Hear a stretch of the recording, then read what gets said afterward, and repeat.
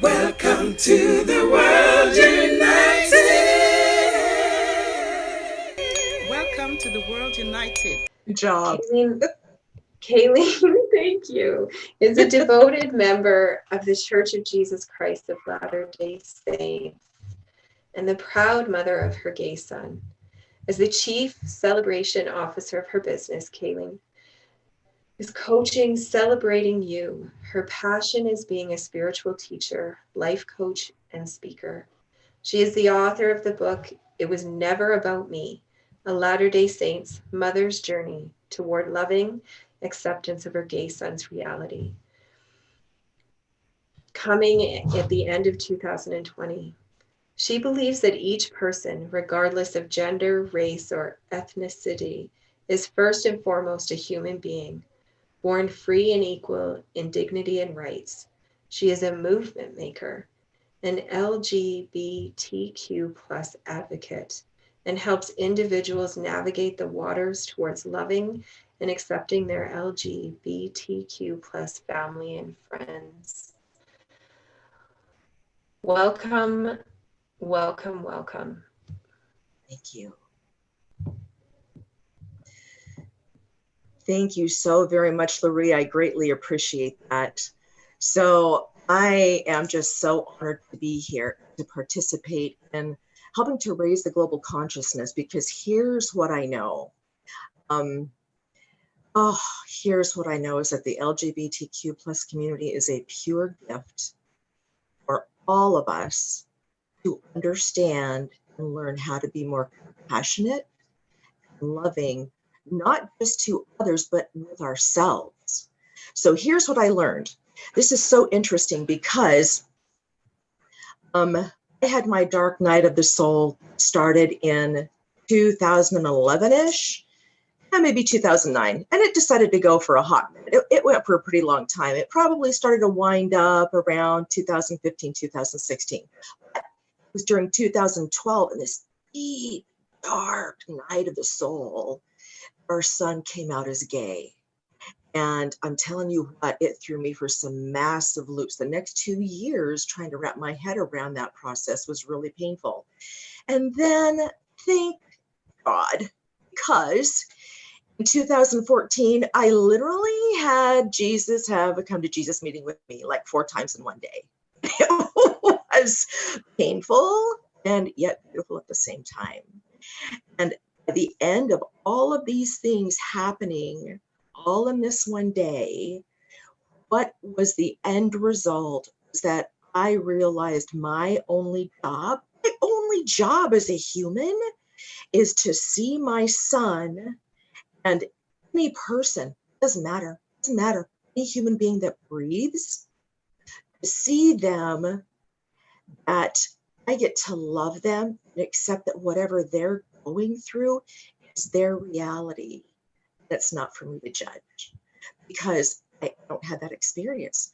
And when I realized that I didn't have to do the judging part of life, it was like, once again, hallelujah. I was so happy because this massive weight just literally flew off my shoulders. It didn't come without a lot of my own pain and soul searching. And here's what I discovered. I kept trying to claim my son's pain as my own, to claim my son's reality as mine, to claim whatever. And I realized it was never mine to claim.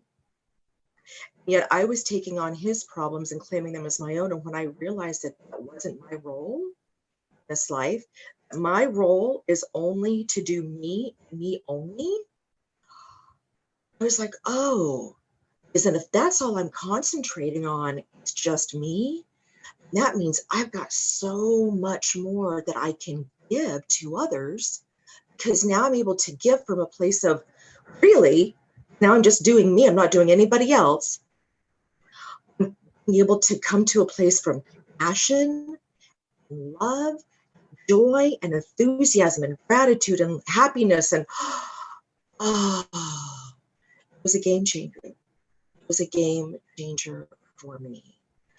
And so now for me, this is what I firmly believe, and I know had too many experiences. So as a life coach, I have had several of the LGBTQ plus community that have been clients. And the biggest struggle, and this is the part that pained me, the biggest struggle is that they were raised in a faith.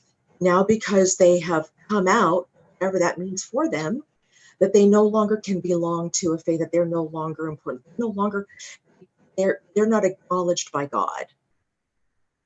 Biggest fallacy, biggest myth, biggest lie that there ever could be. It doesn't matter what, if you belong to an organized religion or not.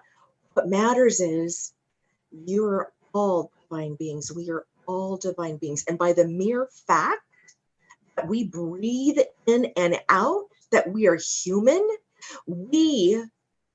every person, every culture, race, ethnicity, gender, nationality, it doesn't matter. It doesn't matter. It doesn't matter. It doesn't matter. Just the mere fact that we breathe and that we're on this earth, we all deserve love, respect, dignity, kindness. It just is. This is how we are meant to literally navigate in this world. So back in 2018, I was in a mastermind group. Amazing. I had the opportunity, our mastermind group was meeting in Winnipeg, Canada.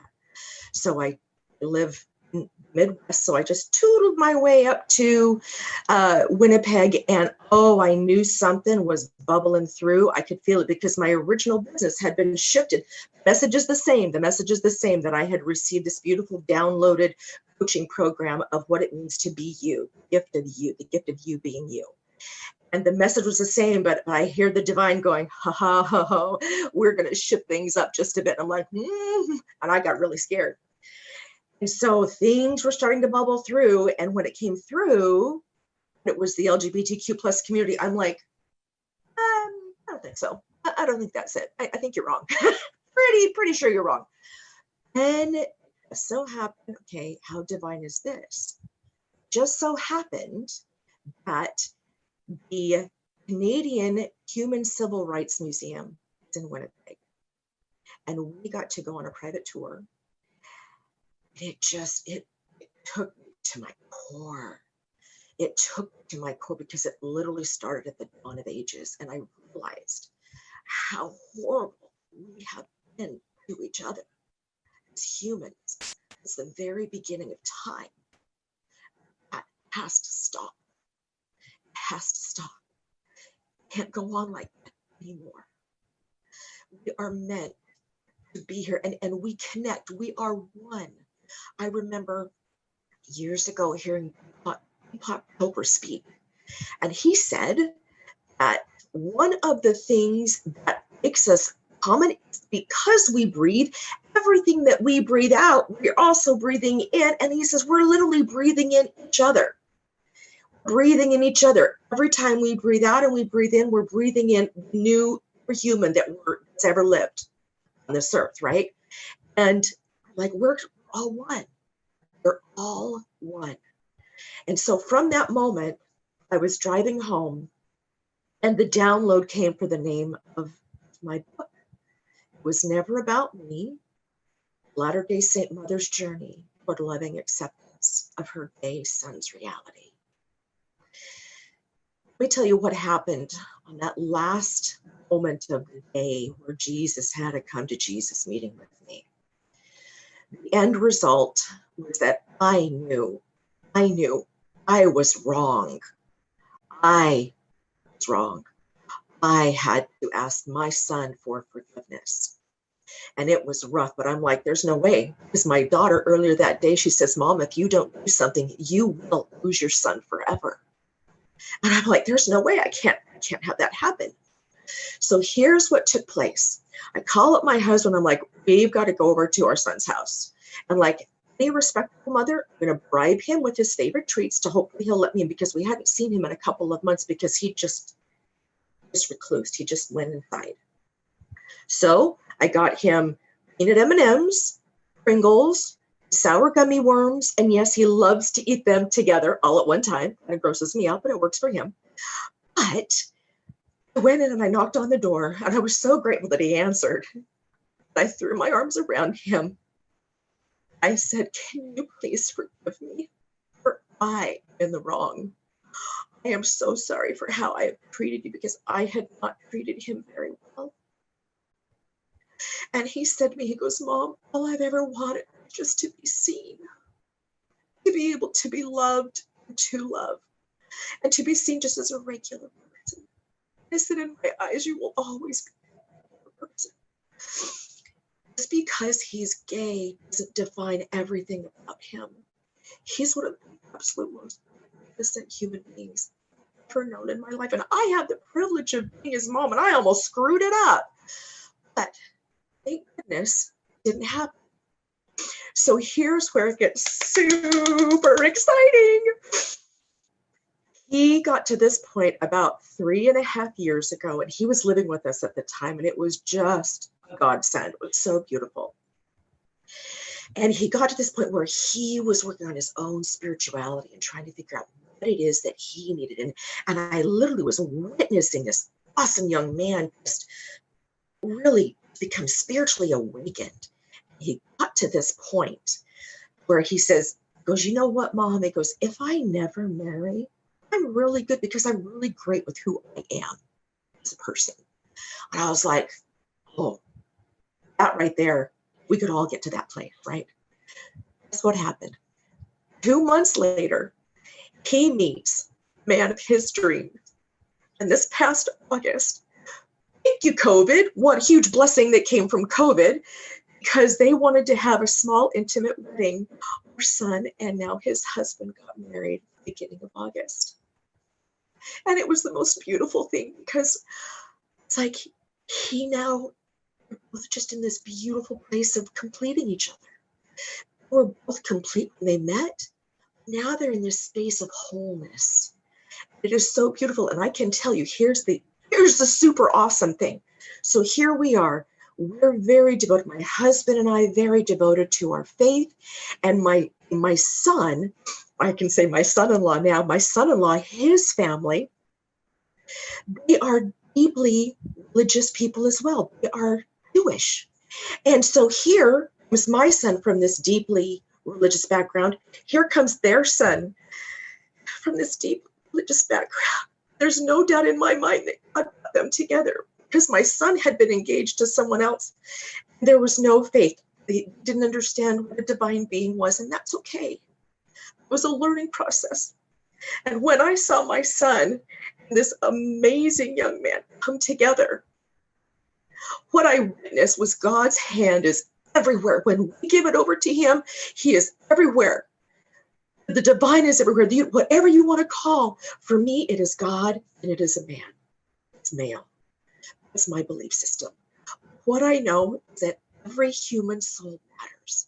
And that when we start taking on the problems of our children, or our grandchildren, or our uncles and aunts, whoever, our friends, we're the ones that got the problem. We got to get ourselves clear. We got to pull all that muck out of us so that we can then see clearly that the person sitting before us is already exactly perfect as they are.